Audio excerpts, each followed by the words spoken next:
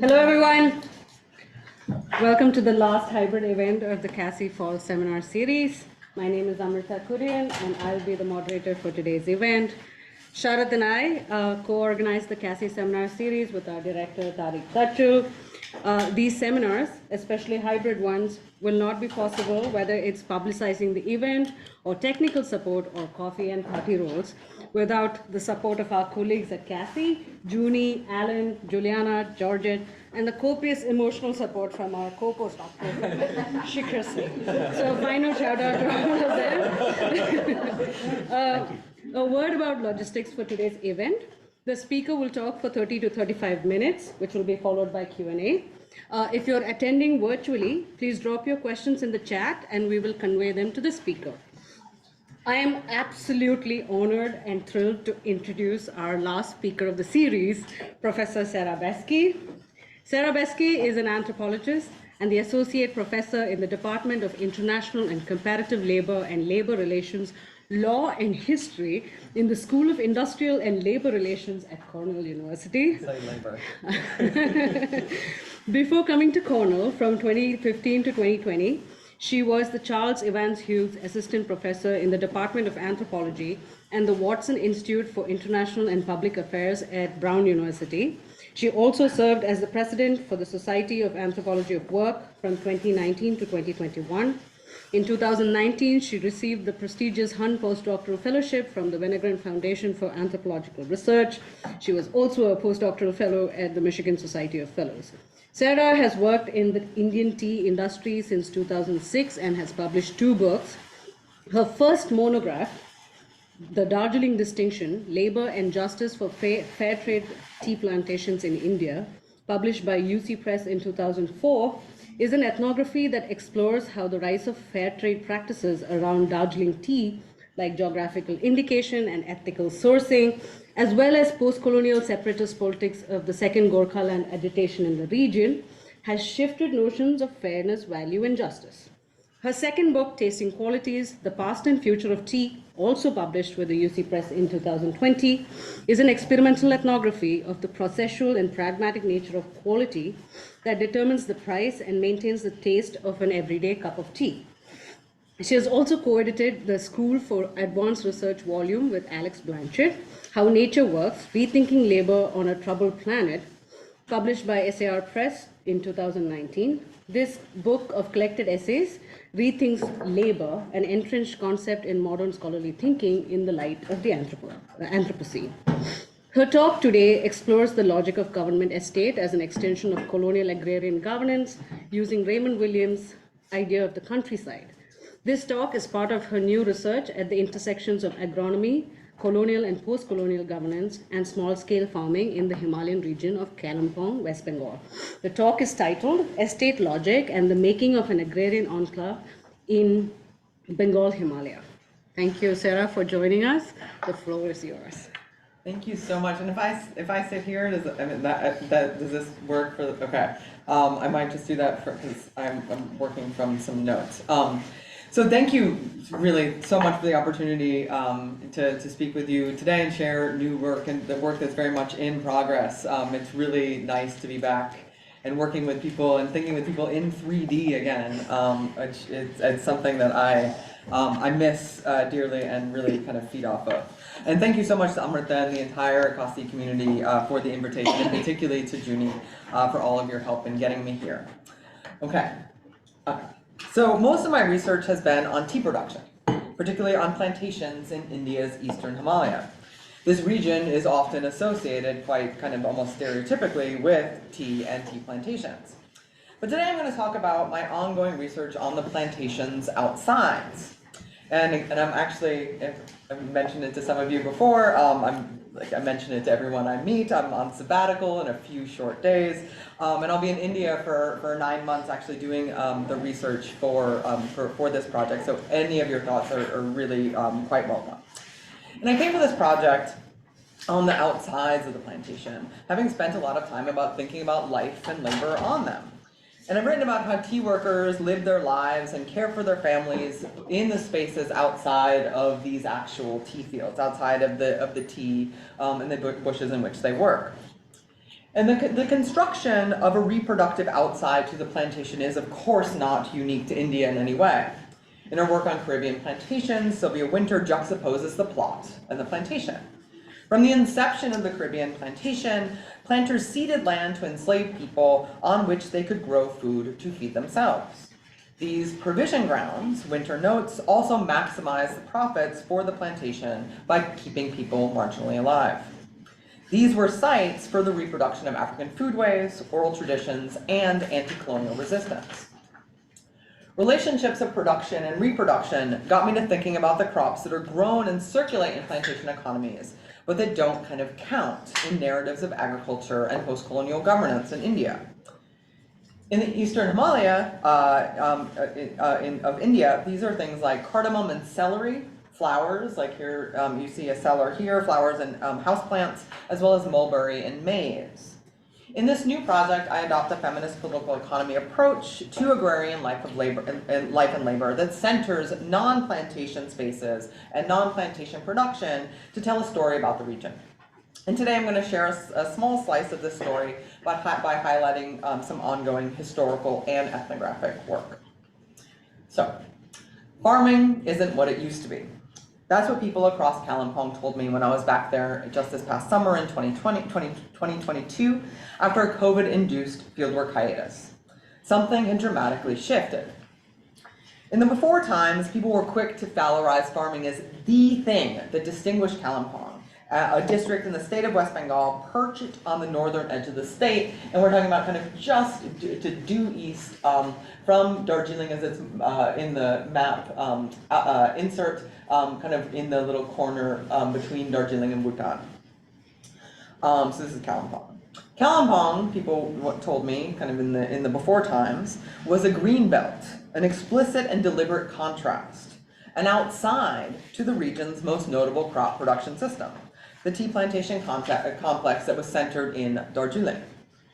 Farming and the tenurial rights to land gave Nepalis and indigenous Lepchas and Bhutias, who call Kalimpong home, a different political consciousness, they said, as well as higher literacy rates and even better health outcomes than the tea plantations on the other side of the Teesta River in Darjeeling. So that's not to say that farming, and really belonging more generally, have always been tenuous in Kalimpong, especially for Nepalis and indigenous groups. But something seemed different. What it meant to make a life here seemed to be in question. The terms of livability were shifting, and they seemed to be shifting quite dramatically. By 2022, most Kalimpong farmers had stopped farming their land. The cost of production, particularly for rice, the kind of key grain crop here, had risen well above market value. Farmers and townspeople alike explained that not only was there no market, there was no water for agriculture, right? And this is despite being like a 6-month monsoon here. And many farmers described an onslaught of invasive animals, peacocks and monkeys in particular. You kind of see peacocks in the middle of the slide here, that undid any planting that farmers did. Peacocks, for example, were described as sucking the juice out of paddy fields. And they were particularly aggressive, especially during their mating season. More and more villagers, in turn, especially youth, were migrating to India's cities or abroad in search of work in the service industry. And this is not a new phenomenon, but again, an intensified one. Was COVID a tipping point, I wondered? No. Tipping points are too easy, too singular, certainly too linear. This was a crisis that was a long time coming. So let me historicize this crisis for a bit and give you some background on Kalimpong. So plantations, right, as I've written about elsewhere, and you probably are well aware, especially for this group, you blanketed the neighboring regions of Darjeeling and the Doors. But colonial authorities did not develop Kalimpong as a plantation district. This did not mean, however, that Kalimpong was outside of colonial or capitalist control, really kind of just the opposite. So I'm just kind of putting this up as a kind of just to see how kind of the territoriality of Bhutan in the 1700s. Kalimpong was part of a swath of land annexed by the British from the Kingdom of Bhutan in 1865. This area, referred to in colonial texts as the Bhutan Doors, included large parts of the contemporary states of West Bengal and Assam. The British annexed the Doors with the intent of widening and fortifying the colony's northern border, shoring up a territorial land bridge to the resource frontier of Northeast India. The annexation also brought the British closer, and this was kind of an express objective of the annexation, to potential trade partners and potential trade with the three independent kingdoms of Nepal, Bhutan, and Sikkim. But instead of being turned into plantations, Kalimpong was settled by colonial administrators as what was called a government estate. And government estates in colonial Bengal, and we're kind of talking about, I can't get an exact number, but hundreds, 200-ish, maybe between 150 and 200, I would imagine. Oh, I'm working on it. So like hundreds, but not like thousands. Government estates would not exist, of course, if it were not for the prior existence of landed estates in Britain. In Britain, the landed estate was where kind of techniques of enclosure, land revenue extraction in forms of rent, and the concretization, in particular of social difference, were honed as particular techniques. These techniques were then applied in colonial government estates like Kalimpong.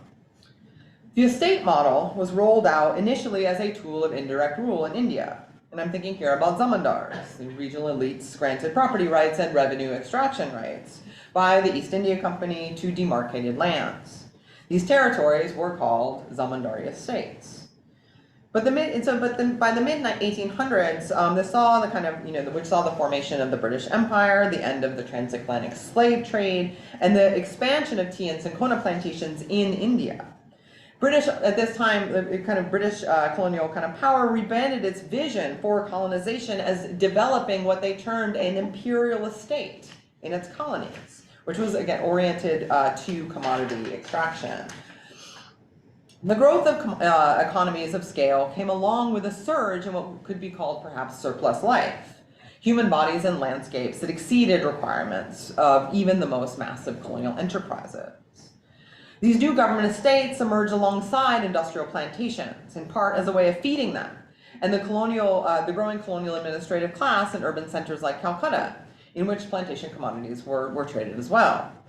Government estates were oriented to growing surplus food crops to literally feed colonial expansion.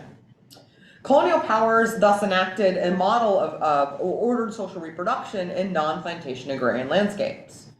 To make the Himalayan foothills economically viable, a massive transportation and commercial infrastructure for global crops like tea was envisioned as necessary.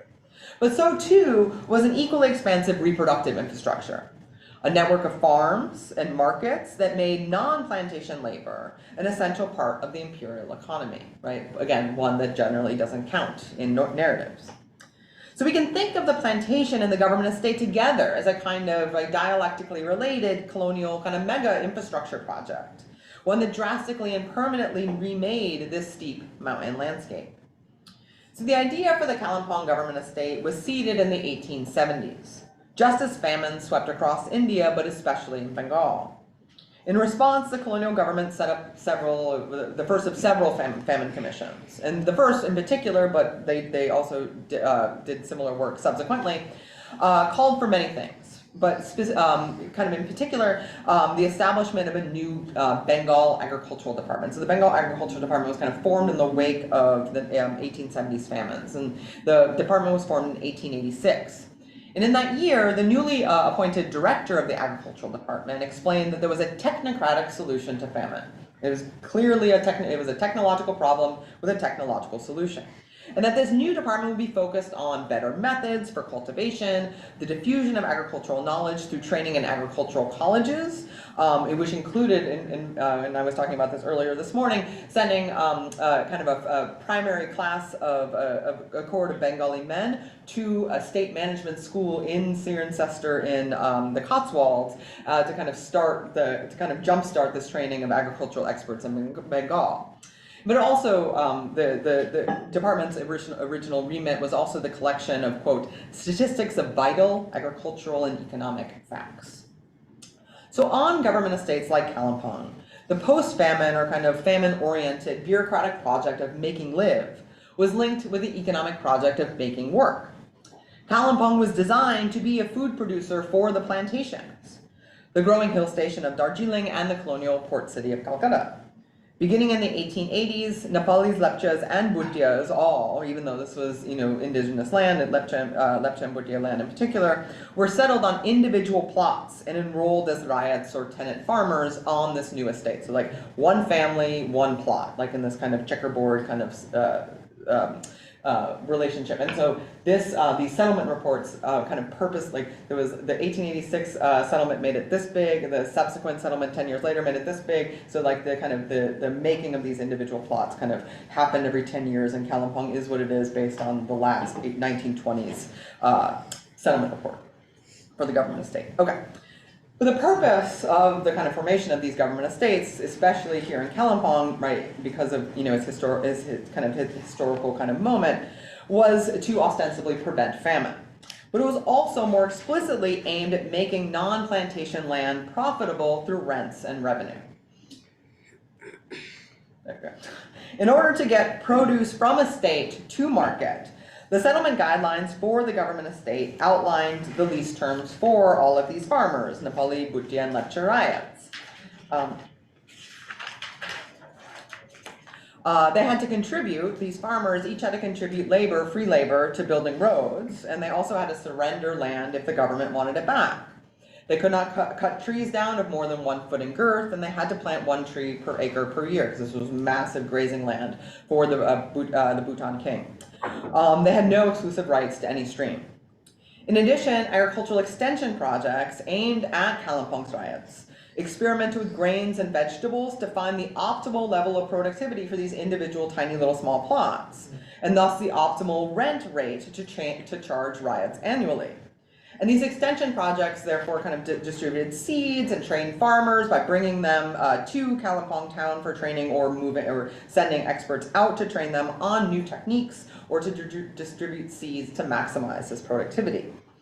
So in order to kind of occupy small farms on the estate, in order to kind of stay occupying these small farms, ryots had to be productive. They had to grow grains and vegetables in particular, but they had to pay, they had to grow enough to pay their rents back to the government. But the government estate, this is a pretty familiar story, but the government estate was also explicitly designed to manage social reproduction and racial division.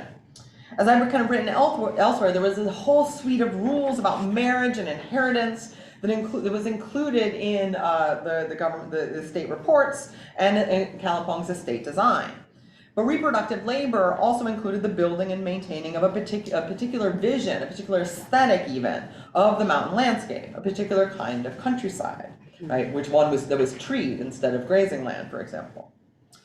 Here in Kalimpong, surrounded by the plantations, there emerged a form of accumulation that depended as much on the allocation and distribution of productive responsibilities, right? Growing grain, growing rice, as it did upon the allocation and distribution of reproductive responsibilities. The building and maintenance of infrastructure, like roads, the regulation of marriage and inheritance, tree planting, water distribution, and of course, feeding and eating.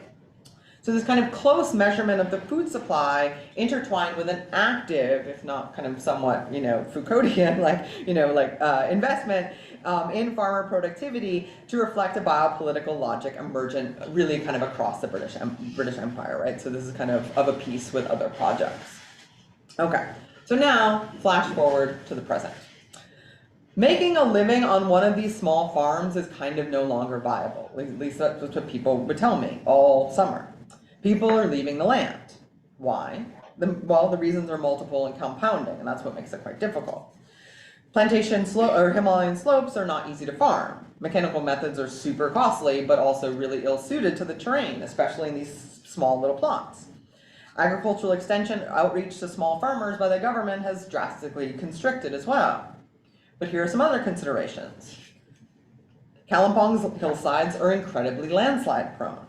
Food is increasingly, and arguably, right, like I've worked with kind of geologists a little bit here too, to kind of, who talk about how Kalimpong's land is actually more prone to landslides, funnily, than the other side of the Tista on the plantations. And there's actually this active debate right now as to whether tea is actually preventing landslides, which is its own very interesting discussion. But anyway, the idea is that actually Kalimpong has a higher incidence of landslides than Darjeeling. And also, so food is increasingly shipped up too from the plains to the hills on these increasingly precarious roads. Then there are the uncertainties caused by the hydropower installations on the Teesta River. Farmers I spoke with in Kalimpong were insistent that these dams were implicated in the growing lack of water, as well as the unpredictability of the seasons. So then consider the histories of marginalization, racialization, and labor. In a colonial kind of taxonomy, a British taxonomy of labor, Nepalis were cast as a quote-unquote martial race, which made them well-suited, naturally suited even, right, for military service. Ascribed qualities of loyalty or bravery have translated into a penchant for service work more broadly in the present. Today, people who immigrate to other parts of India or abroad, right from the hills, are frequently described as naturally being disposed to being good servants, whether that be soldiers or drivers, but also nannies, housemaids, cooks, and increasingly nurses. When I talked to Kalimpong residents about their lives and the complexities of environmental degradation, they brought all of these factors into the frame. Their confluence, however, is most evident in the revival of one of the oldest industries in the hills, one that arguably even predates tea, and that's tourism. So for British and Indian elites, West Bengal's Himalayan foothills have long served as a refuge, a cool mountainous complement to the plains. Hill stations like Darjeeling and Kalimpong were used by the British as sanitaria, right? First as sanitaria and as spaces of recuperation for civil servants, but then later as spaces of social reproduction, right? Specifically for their children in these nice, gabled British boarding schools. So the role of the British country estate as a retreat from the city has explicitly been replicated in Kalimpong as well as the hills in general. And that role is perhaps becoming even more prominent as temperatures are increasingly climbing in India's cities. So West Bengal's current chief minister, Mamata Banerjee, often likens the hills to Switzerland and Kolkata to London, naturalizing this conception for a new Bengali elite and repurposing colonial ways of seeing the Himalayan countryside and its inhabitants. So I could kind of talk for a long time about this relationship, but like the thing to kind of hold in your hand, maybe just for our purposes today, is the kind of climate imaginary. It's kind of kind of embedded in this Switzerland-London relationship. But there's a whole lot that's about Gorkhaland, that's about kind of subnational demands as well embedded in that discussion. But so this dyad of the country and the city, right, which Wayman Williams analyzed in part by reading idylls and accounts of British landed estates, is perhaps apt for understanding the hills of Bengal from the vantage point of its urban center. As Williams showed, views of the countryside as a bucolic, stable, and unchanging, importantly unchanging, obscure the violence of extraction and accumulation. So while farms on the former Kalimpong government estate continue to fail, capital is not given up. Instead, accumulation is shifted to even more intimate spaces. The government of West Bengal is now aggressively promoting homestay tourism as a means of stemming out migration among farmers, but I would also argue as a means of quelling potential new kind of flare-ups of subnational demands, particularly for Gorkhaland in the region. The countryside, it seems, no longer requires a functioning agricultural economy. Farming families, with help from state development authorities and real estate speculators, are learning to package the government estate and its infrastructure and landscape for a mobile and increasingly climate-anxious Indian middle class. Kalimpong has the most homestays in West Bengal by an order of magnitude, and really kind of, and is kind of now competing with other kind of locations that we associate with massive tourism. And these are just the registered ones, like the ones that I'm able to count. So with the time I have left, I want to bring you to one of these villages that has kind of shifted from farming to homestay tourism over the last several years.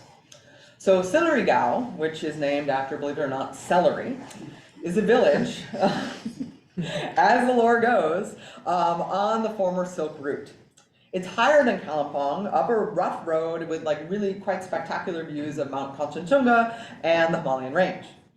And so in the last days of the monsoon in September 2022, there were few tourists here. Most stores and homestays were closed. All around were the sounds of clanging and banging of construction, both of new construction of houses and buildings, and the repair of old ones, and as well as kind of like furniture and things to go in these houses. So before homestay tourism came to Silurigaon, villagers here were farmers, and also men worked sometimes as contract laborers on the nearby Cinchona plantation. As one homestay operator explained, there are now 200 rooms in the village. Only a couple of families in this entire village did not participate in the village's tourist economy. So up the ridge above the kind of road that comes into the village was one small tea shop that was open that day. It's run by a couple. The man works on construction projects and other jobs wherever he can find them, and the woman runs the shop. They don't run a homestay themselves, but the store completely only survives on tourist purchases. During the tourist season, which would start up again kind of just in a few weeks from the time I'm talking to them, after the rains in late September, she explained that tourists would, quote, flock like bees into the hills and into the village. She equivocated, though, about the presence of the tourists. Quote, some tourists are good, but some complain about the quality of the food and the taste of it, even when, she stressed, when the food is sold on the cheap. Cheapness is a quality that many of the tour groups insisted upon, and it was incumbent upon the homestay host families, not the tour guide kind of contractors, in the homestay families, but mostly women, to provide food and other comforts at the prices that visitors demanded. A construction worker came by the shop to buy cigarettes and joined in the conversation. Taking staccato drags, he explained that people used to grow food here, millet, corn, vegetables, but not anymore. As the conversation unfolded, 5 tourists who booked through a tour company in Kolkata walked up the footpath to the tea shop. They pointed at houses and took pictures. Their driver, a man from Kalimpong, sat down at the tea shop while they roamed around the village in the drizzle. The driver echoed the construction worker. Here, people used to grow grains and vegetables, but with the growth of the homestay economy, people have to buy corn from elsewhere. This was only to become more common as fields were replaced with houses each year, he said. Right? There's no Getbari today. There's only houses. We're kind of like thinking about the house as this prime mover here. So the cool airs and the mountain landscape have long drawn people to the region. But through this past summer in 2022, I received these dystopian WhatsApp messages of kind of images and like newspaper articles like this. Kind of cars jammed on mountain roads, like turning like these like 5-10 minute drives into like 1 hour crawls up there's really only 2 roads into Kalimpong, as tourists kind of piled into the hills. Importantly, these roads were also becoming sites of landslides, and with incredibly increasing frequency. Indian tourists, it seemed, were flooding to the hills with deleterious effects on the roads, as well as other resources, while people from the hills, from Kalimpong, were fleeing them. Those who remained spent the off-season repairing the roads, right? And that work is often unremunerated, much as their ancestors had done in Kalimpong when Kalimpong was first established as a government estate and tenants needed to provide free labor to stay on their land. In the colonial period, such reproductive labor was a condition of residence, and it helped ensure that food crops could get to market. Today, the situation is much the same, though it is the circulation of people, not crops, that is of most concern. So most homestay operators in the village sublease out their land to tourism companies in Kolkata that are spread across Kolkata and South Bengal. And this is kind of already on top of having long-term leases that often originate from the days, right, from pre-independence days of the government estate, when they had to produce surplus food to pay their rent. But these families now subleased out their land to stay on it through repackaging that land, that house, as a place to experience the mountain countryside. People who subleased out their land shared the profits with these companies, or these tour operators, usually at about a 70-30 split. And they used their smaller share of the cut to cover all of the housing costs of the tourists, as well as all the repair costs that they're kind of doing at the time we're talking about. A few in the village ran homestays independently, which meant that that kind of independent is the term of art, meaning that they did not lease out their land. One homestay owner I'll call Jojo was an early entrant into the market. He started his independent homestay in 2007 with minimal success, really kind of like nobody came for years.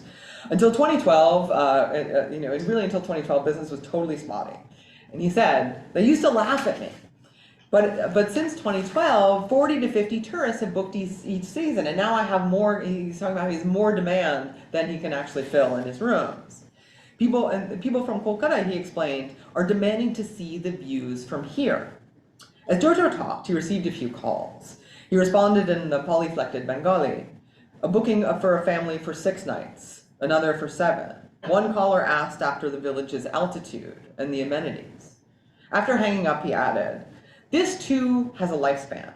Later on, these people, he's talking about the tourists, will be looking for some other place. And if they get that one, they will leave for that, won't they? Sillery is just a kind of resting place. Often, right, even though he's talking about, he's talking on the phone with people who are staying a little bit longer, he's talking about how oftentimes it's really just a resting place. A place to stop for a one-night stay for people traveling to Gangtok or Peleng, right, up in Sikkim. So we used to work in the field and grow a lychee, he said, or cardamom. But now we are all busy with tourism 365 days a year. But we should be happy, he said. This is development. So as farming collapses, it seems that it's easier to sell local and traditional experiences of the countryside to middle-class Indians than to implement land reforms aimed at empowering hill communities. Trickle-down development is not new here. It's a logic of the government estate, it's a logic of the plantation, and it's a source of ruination. So what is this connection between colonial estate logics, those that work to turn Lepchas, Bhutias, and Nepalis into productive farmers, and contemporary tourism? At first, it seems like the estate is crumbling. Farming, after all, is dying out. But the connection is more complex and maybe kind of harder to pull apart.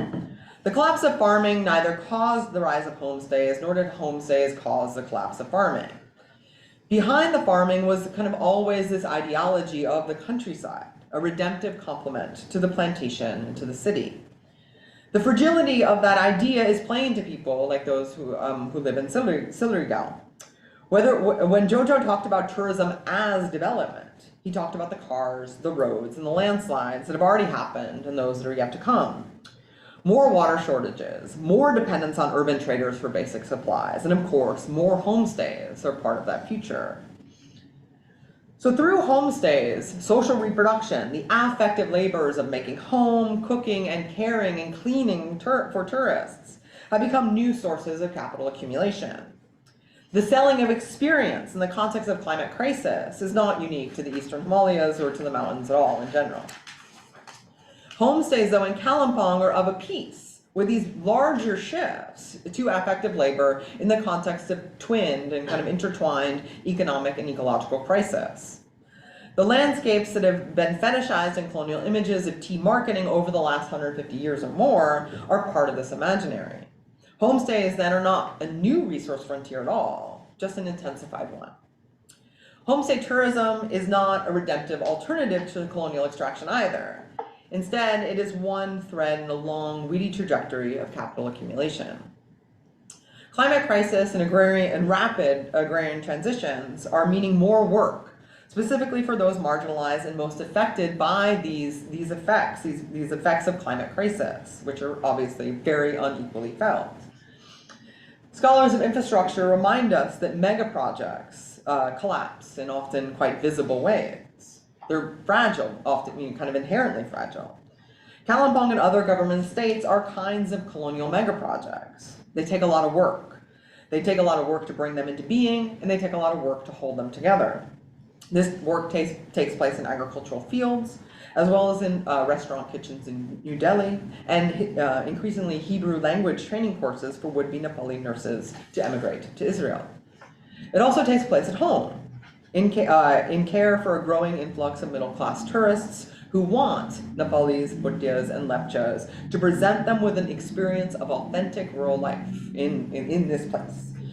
As global capital accumulation shifts from production to reproduction with every tourist, with every landslide, with every farm family that can no longer make a living growing food, questions of livability become fraught for future generations.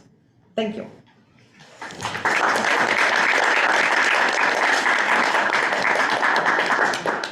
Thank you so much, Sarah.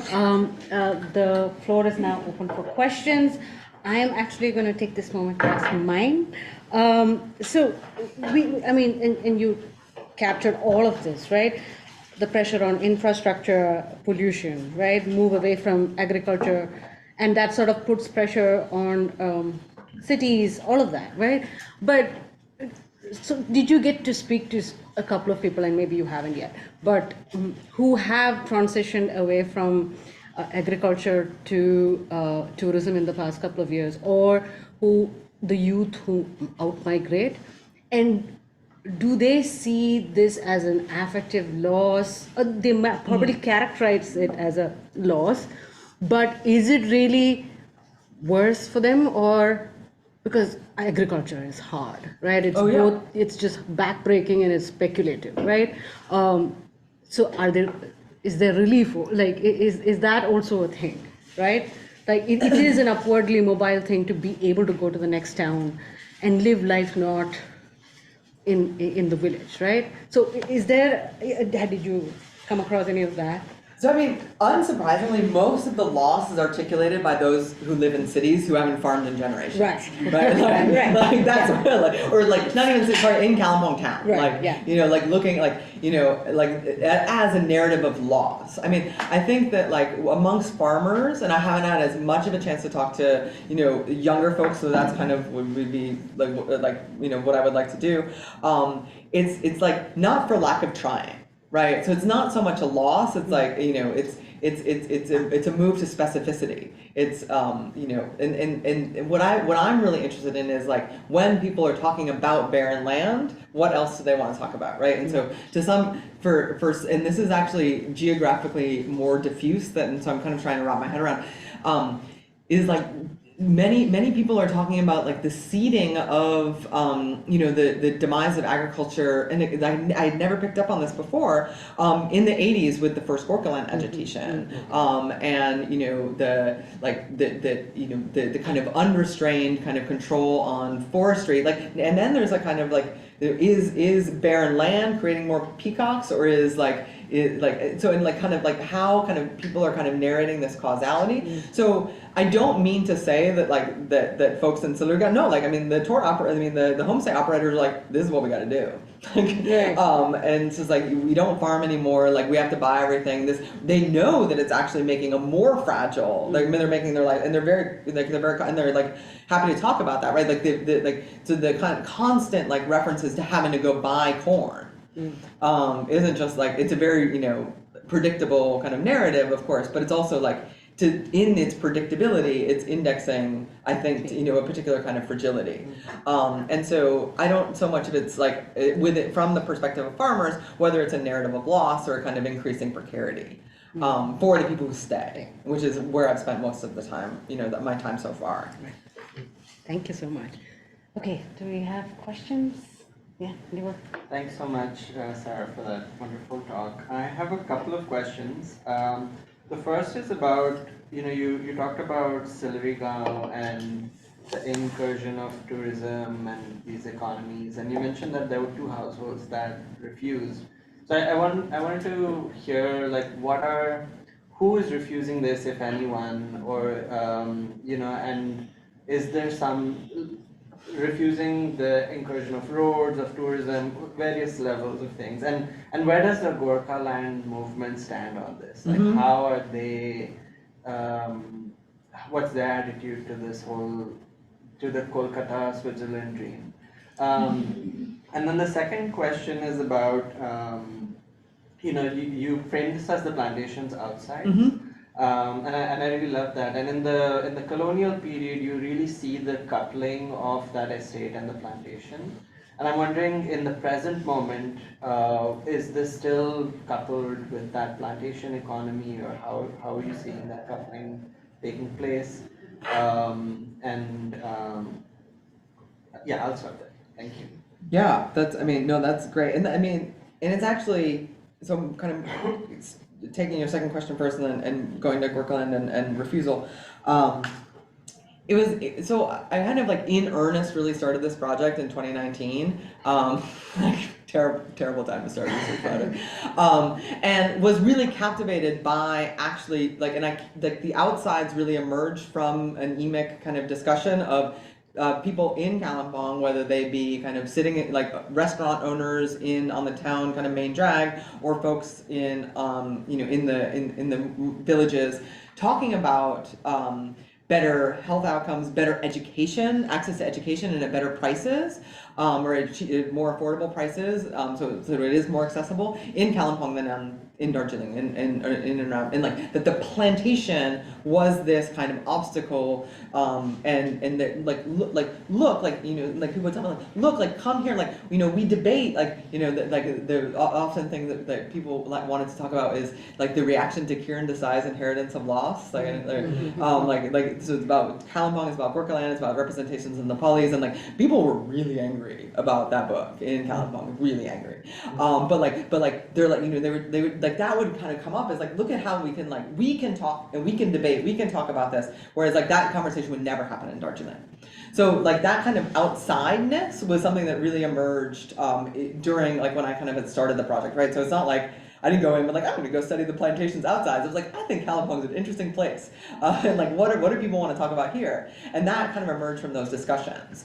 Now, that's less of actually, like this past summer, that dynamic was very much, like I did not hear it as much. But what I did hear was people leaving the land. Which they have been leaving on plantations for a long time, right? Because jobs are neither created nor destroyed; they're inherited. So if you're not going to get an inherited job, you have to leave, or you have to figure out some way to some other form of support. So it's very stark in the past and was kind of stark until relatively recently. And was the kind of kind of move for me to even kind of think about this was from people's narratives. So arguably today, like right now, like there is no singular narrative of Gorkhaland in a way that there was like when I started my dissertation fieldwork, and like in 2007 and 2008, like there was a single, like being marginal, like, or even kind of like having alternative views of what constituted the GJMM, the Gorkhaland vision was like, you couldn't do that, right? Your house probably would burn down, be kind of burned out. All right, so the kind of singularity and the homogenization of Gorkha politics has been something that's going on since the 80s, really only recently, and as like somebody who's been kind of paying attention to politics in the region, like I'm actually having a hard time keeping track because there's like new independent parties like sprouting up all the time. There's like people running for election without party affiliations. So there's not a singular kind of Gorkhaland narrative right now. Some parties are more or less aligned with kind of Gorkhaland subnational demands or what, but then there's actually a debate about what Gorkhaland can and should look like. So there's actually, I think there's a complete fracturing of what Gorkhaland as a movement, if it is a singular movement anymore, looks like. But what's interesting to me, I would love to kind of slow walk through the 80s a little bit with this project, to kind of think about agrarian transitions in the 80s and how they've, how people are kind of talking about them affecting their livelihoods today. Because that is talked about as a understandable kind of fulcrum, just by virtue of the sheer violence in the 80s and state repression. So answering your question with but then, so I haven't worked with those two households. My guess is, and just probably is that they have money from other, they're making bank from other sources, and that they don't need tourism, right? So that they're already whether it's so I don't know, but people so Slittergau and a couple other not a couple, maybe about 15, I think, and I would count other villages that's kind of all into West Bengal state kind of projects.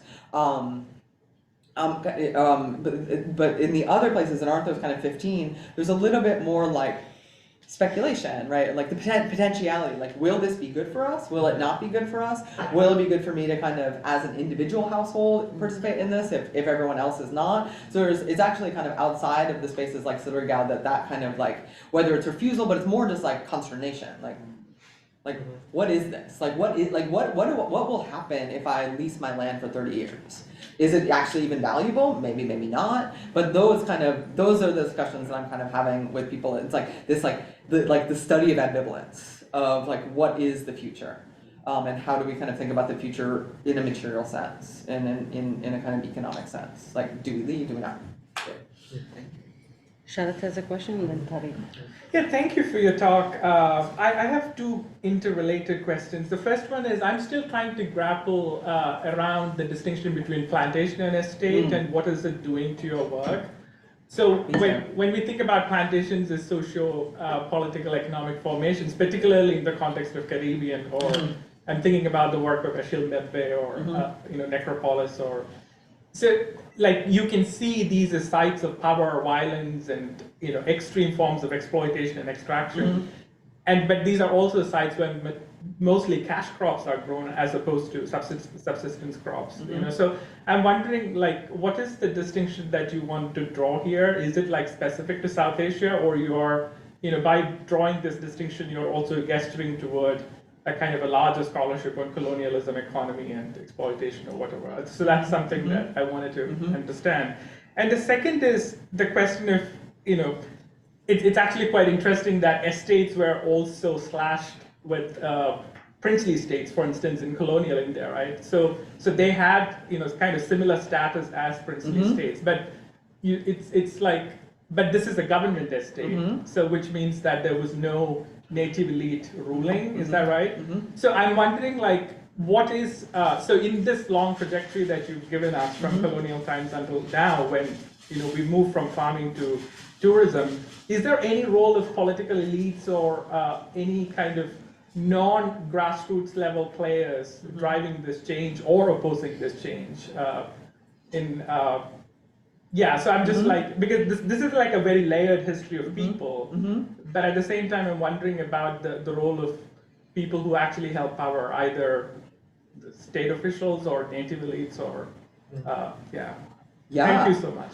Yeah, no, and like, so taking that one first, that is actually like part of the project is to kind of pull out a couple of these elite figures. The colonial government essentially deputized the Scottish mission to do all, like, to kind of work as a kind of civil servant. So they, like, the Scottish mission, namely one reverend, sure those of you in the like Dr. Graham's homes, like the St. Andrew's Colonial Homes, like Dr. Graham was this figure that, like, he actually ran agricultural extension, like for the Department of Agriculture. So they kind of brokered with him, and he picked the Mundles to go pick the to collect rent, and so this kind of missionary figure was one of those elites. And then the other thing that I'm kind of looking at are these literary figures that are also, that kind of rise to this kind of both like cultural, like, as like representations of Kalimpong as not Darjeeling, but also that are kind of in a similar way deputized as official. So not like the same kind of like a princely, like the scale of like a princely state type, elite, but these kind of like these kind of unofficially appointed leaders to that move stuff around. Like there's these and I'm totally following up on it like this spring, where like there were like these unofficial kind of tribunals whereby you brought problems to the bazaar, and Dr. Graham and this kind of native elite would weigh in on it. Like they would kind of be the judge. And it was, so I'm like, oh my god, like I have to kind of so it's like the colonial, like, so the missionary like figure and this kind of Nepali who was formerly a translator for the British government, where like they would sit in the bazaar and kind of rule on cases. So anyway, but to your first point, yes, like this is something that I'm kind of thinking about, and I've had this existential crisis about this project. I've had many existential crises about this project, but like one of them is like, how am I thinking about the estate and the plantation? And so what I want to do here is actually, I've broken the project up into as writing right now, whereby I want to kind of spend and slow walk this Kalimpong material and the government estate material, to think about the government estate as a government estate. And then I'm trying to kind of think about a longer term project. And I'm working on a longer term project where I kind of link and purposely rub together British landed estate, plantation, the Zamindari estate, government estate, and council estate. So like these, what are these? What like these? Thinking about the estate as more than property, and so. How it's different for me right now, how it's different is the production of food, right? And so the direct linkage and the often, like the way it's talked about in Bengal Agricultural Department, like discussions, is the production of food and like the making, like the gardening and food, whereas like, where the plantation is commodity crop, you know, obviously commodity crop production. And so like the thing that makes maybe the Kalimpong more a direct descendant of the British landed estate, at least in the way it's been articulated by colonial elites, is that production of food. The production of food and the production of revenue in the form of rents, right? So like the making of tenant farmers on the estate is this kind of very akin, like direct line, more direct line to the landed estate. But that's very much something that I'm trying to think through. So thank you. Tariq has a question, then yeah, Rashid. Go for it. Yeah. Thank you, this is really interesting. I was wondering if you could talk a little bit more about, you know, you have that quote from the West Bengal government, like how is the local government and tourism companies kind of using this imagery of the estate and sort of using it, right, to encourage tourism? And I'm asking this, I don't know much about this context at all, but you know, in Sri Lanka, the Sri Lankan government like really abuses this imagery, and like there's been cases recently where they have luxury hotels creating wine room experience, and Yeah. I don't know about all this really, but so I'm just wondering like how the local government and the tourism companies use that imagery. Yeah, and so I'm like to disaggregating the because the plantation aesthetics are like themselves, and that is like as in Sri Lanka is like very much the case in Darjeeling, right? Like the Taj just opened up this like tea tourism experience on a plantation in Darjeeling, but for these non-plantation spaces, it is you know kind of the agrarian scape. It's the small village house that you can live in, like the one room in this village house and eat like local food. So it's a similar kind of aesthetic project that the plantation kind of tourism is selling, but this is like part of the experience is the bumpy road, and like and you read like on TripAdvisor, you read about like you know like people like complain about it, but then it's also like a requisite, like kind of a requisite part of like these homestay experiences, like what the Jeep is like, what the bumpiness of the road is like, what the food is like, and you know, and the ability to see the mountains, right? So like.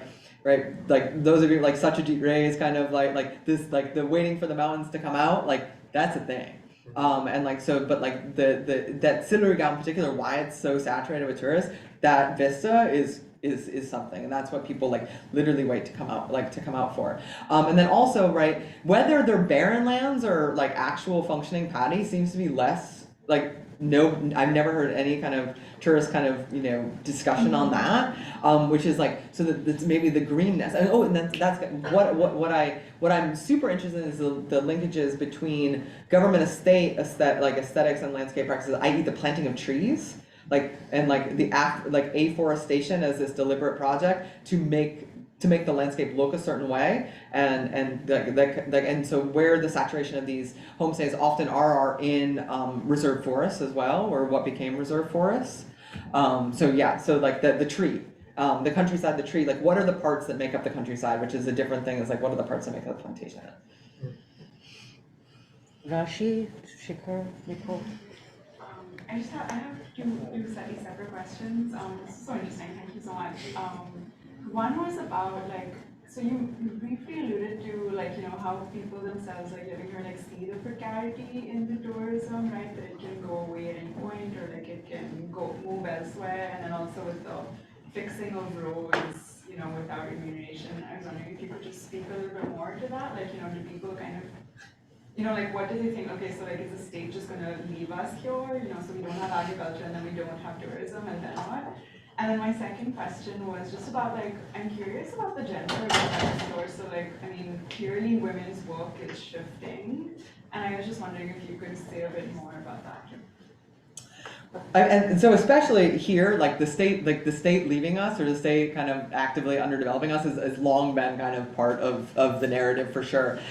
But now it's this weird kind of reversal where all of a sudden the state's like really interested in the hills. And they're like really, really interested, like maybe a little too interested in trying to kind of like promote and that's what, back to kind of your question about like people's hesitancy, it's just like who is this really for? Like who, like, and that's where that kind of hesitancy is. But so it's maybe it's the state is always kind of underdeveloped this region, but like I think it's the maybe over attention of, as opposed to the kind of evacuation of the state, the over attention of the state to this place that is causing such anxiety.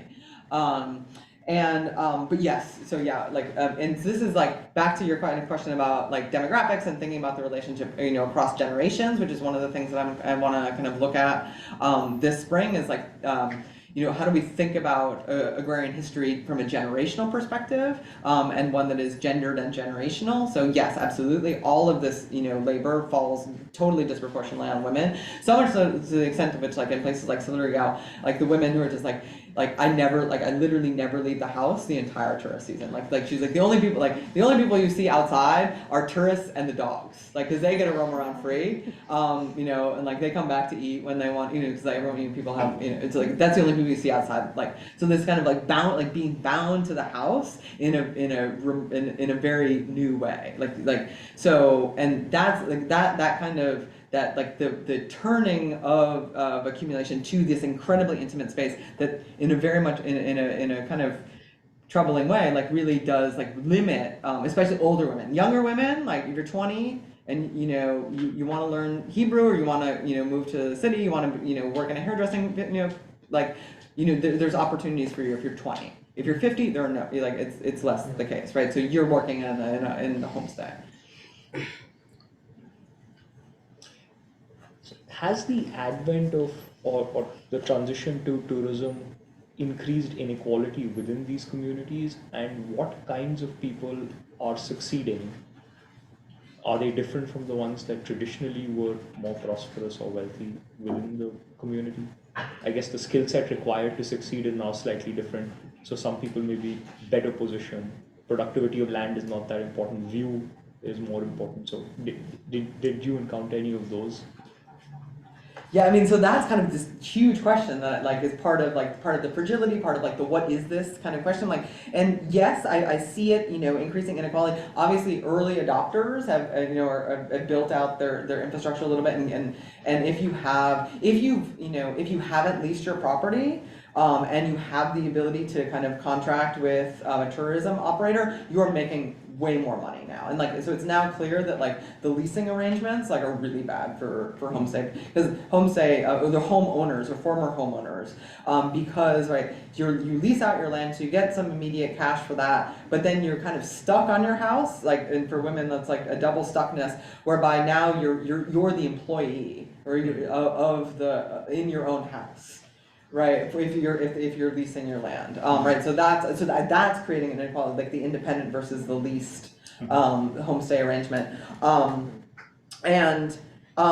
this is kind of back to the kind of the outsides arrangement, right? By virtue of remarkably accessible missionary education in Kalimpong compared to the hills, there's a lot of English language. I mean, people have there's a lot of English language kind of knowledge, right? Which is that's the medium. Sometimes it's Bengali, right? Sometimes it's English, right? So Bengali, English, right? Being able to kind of converse in multiple mediums outside of Nepali is also kind of opening that but again, which makes perhaps Kalimpong a different site than other places. But yeah, that's kind of the question, is how what is this doing? And that's what people are kind of themselves weighing, what is this going to do? I wanted to build up the previous question about the estate aesthetics, because I recently was in Yercaud just a month ago, so another hill station in the south that was developed along these lines, as a destination with the school and coffee plantations and whatnot. And I was wondering, in this time period where the colonial history is being rebranded as heritage, where does the history component, how do you do the history component of this project without just collapsing into that category. Yeah. Yeah.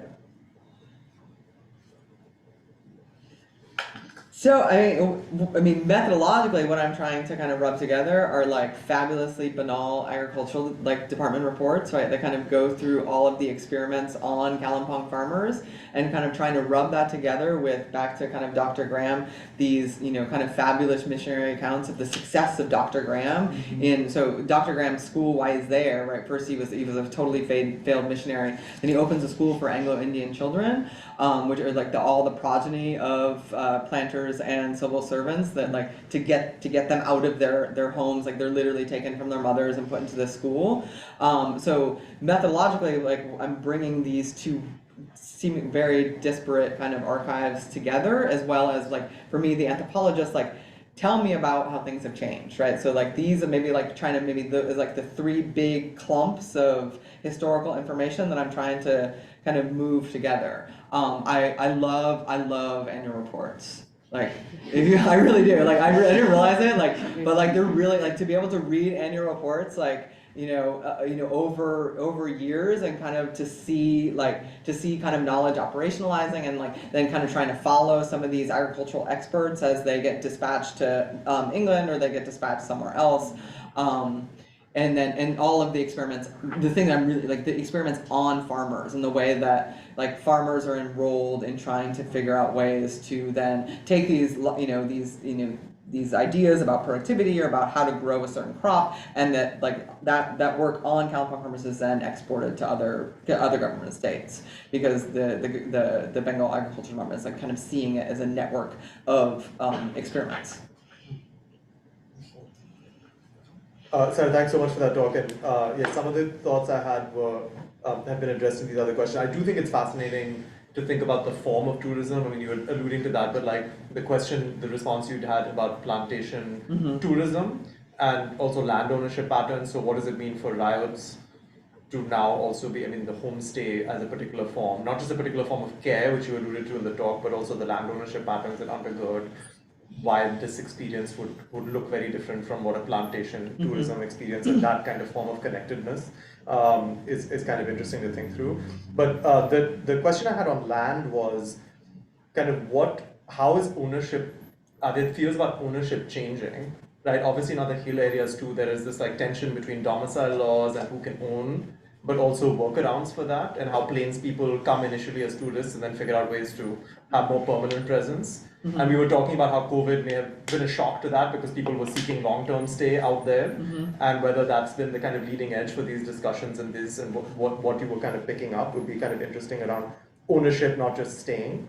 And the second was on just patterns of migration. So are you seeing, I mean, what is the nature of connectedness between the kind of long patterns of people who left? I'm not sure what the level of kind of connectedness back to Kalimpong is, how long they're going for, are they returning back very frequently?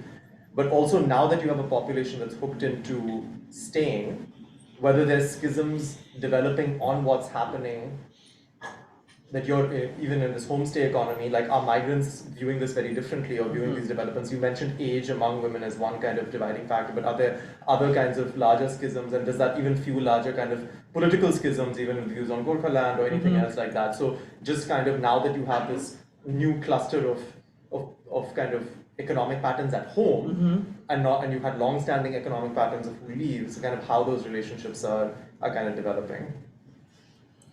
Yeah, I mean, this is just kind of coming back, this summer and seeing the kind of fractured nature of, parties, and like the energizing base of parties, like the people who like literally go to everything, right? Unsurprised, like they're all young men, and all of those, like a lot of those young men are not there anymore, or if they are, like, maybe they don't have jobs, I mean, they're actively not leaving, right? So like the political participation, like kind of like, especially electoral kind of, or municipal electoral kind of, politics is to me shifting, where like, whereby like, like, and maybe that's kind of also, maybe there's maybe something to be said, or like what, I don't want to talk about causality, but I want to kind of ask people to kind of meditate on that, like what's going on with these, like why are there so many parties?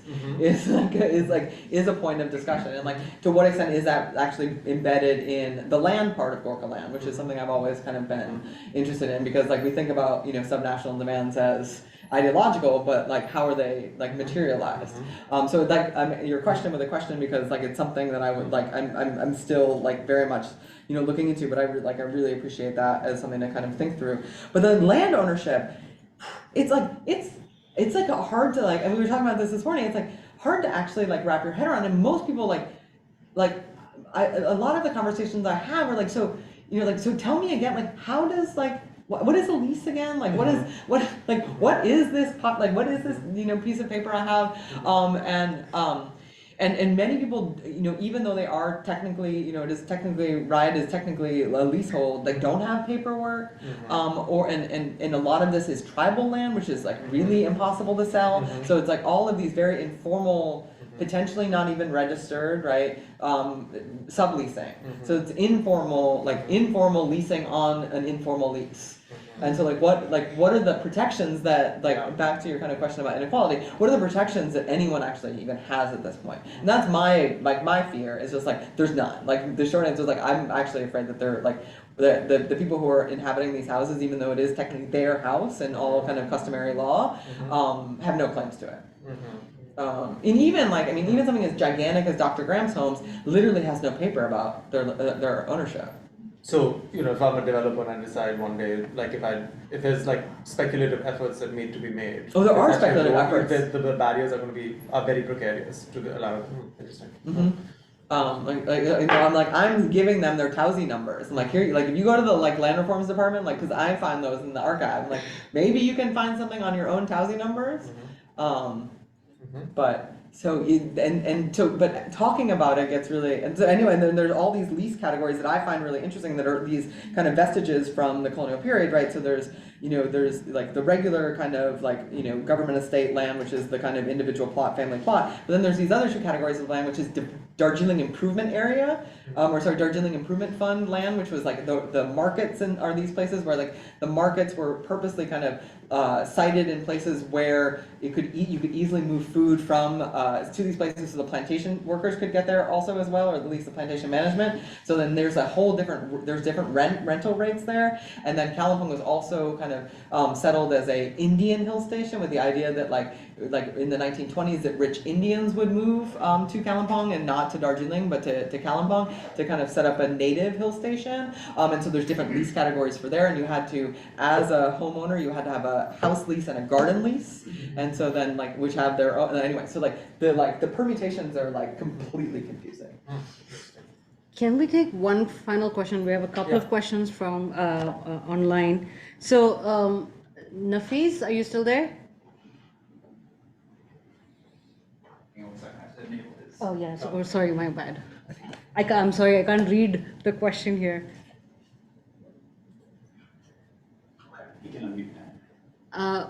Nafeez, are you there?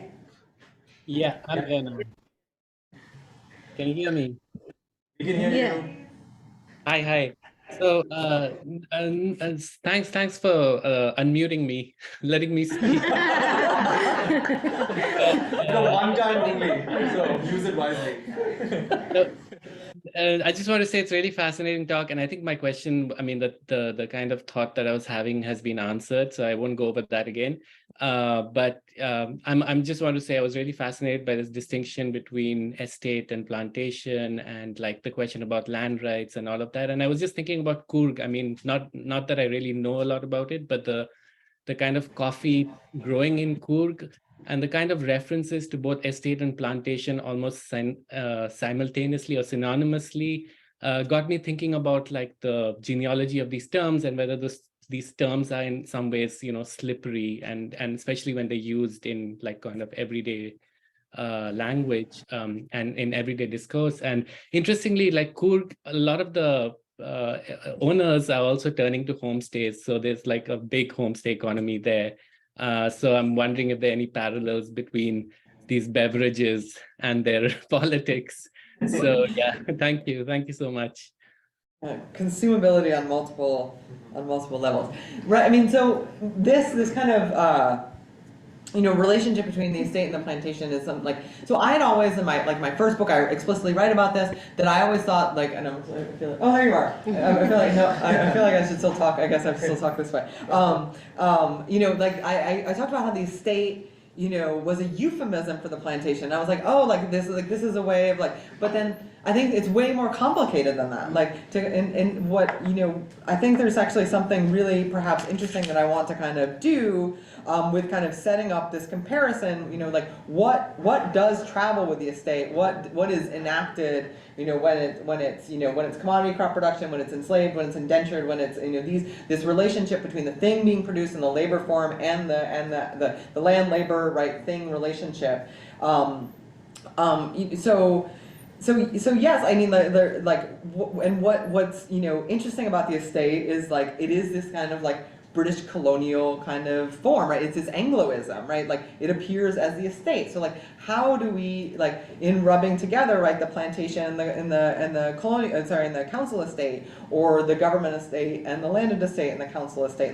What are the aesthetics? To me, is that why? And it was more that I kind of randomly read The Country and the City with my lab group, my graduate lab group, and people were working in Sindh, or oh, this reminds me of Zamindari relations, and I'm like, God, this actually reminds me of Mamta talking about Kalimpong all the time, and and just the kind of fertileness of kind of thinking about the relationship between land, labor, aesthetics, and the needs of elite, whatever the elite may be, in kind of urban or whatever center is for a land, for a space to be a particular way, and for a space to codify and entrench and maintain social difference, whatever that social difference might be, right? So to me, right, the estate and the total, slipperiness and the linkage between the estate and the plantation is land, the management of the accrual of wealth, the management of life, and the kind of making and maintaining of difference, as as